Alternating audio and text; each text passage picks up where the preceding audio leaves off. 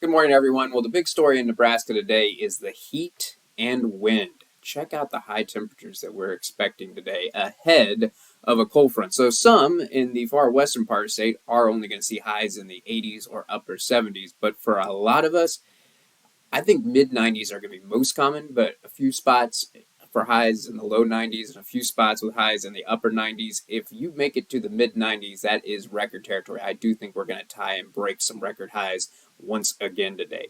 Now, for everywhere where we're expecting those highs in the 90s, call it a windy day with wind gusts 30 to 40 miles per hour. But actually, where the temperatures are cooler behind the cold front, we expect the strongest winds. I've got to call it very windy for places like Oshkosh, Scottsbluff. Wind gusts 40 to maybe even as high as 50 miles per hour. What about tonight? Well, that front will make it through a few more places. So once again, looking at a pretty significant temperature difference across the state. So probably only lows in the upper 50s for Omaha, Lincoln, Beatrice, but then quickly transitioning to the low 50s, 40s, and maybe a place like Chadron getting as cold as 39 degrees tonight. And no matter where you are in the state, all the winds are going to be lighter tonight. I do want to stress that, but it's going to stay breezy tonight. Gusts 20, 25 miles per hour no matter where you are. And so, yeah, got to talk about a wind chill factor as well in the western part of the state to go along with those cold temperatures. And guess what? Another cold front for tomorrow. So once again, some significant variety in temperatures. But obviously, we've already had one front come through, so already significantly cooler, even in the eastern part of the state, where highs are only going to be in the low 70s, but it's going to get even colder in the western part of the state.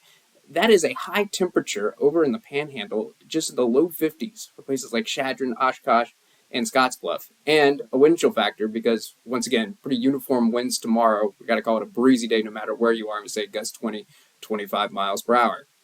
So again, I think the big temperature swing it's going to be the most significant thing, most noteworthy thing. But with both of these fronts, there is a chance of rain as well. Now, 8 a.m. this morning, completely dry across the state.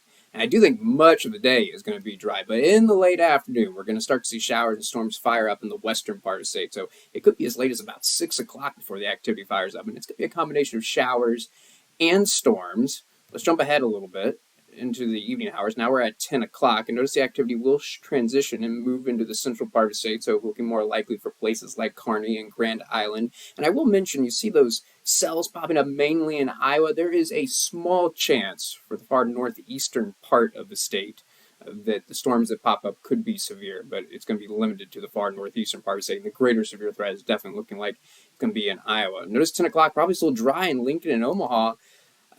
Right now, it's looking like the activity is going to kind of die down too at 2 a.m. So definitely the chance pretty limited for the far eastern part of the state until maybe tomorrow morning might actually be your best chance of rain around the Lincoln Omaha area. And even then, not a guarantee, but I do want to mention the chance for some showers for the morning commute for the far eastern part of the state. And then once again, the northwestern part of the state, because here comes the next cold front working in. Once again, though, it looks like the front is going to produce more rain in the western part of the state than the eastern part of the state. Here we are, 1 o'clock in the afternoon, and notice there are certainly some gaps in the activity, just like there will be today. But I'll mention the chance for showers, and at this point, it would just be showers because it's going to be so chilly out there. Actually looking like the best chance of rain for the western part of the state for places like North Platte over to Scottsbluff is going to be during the late afternoon, early evening hours.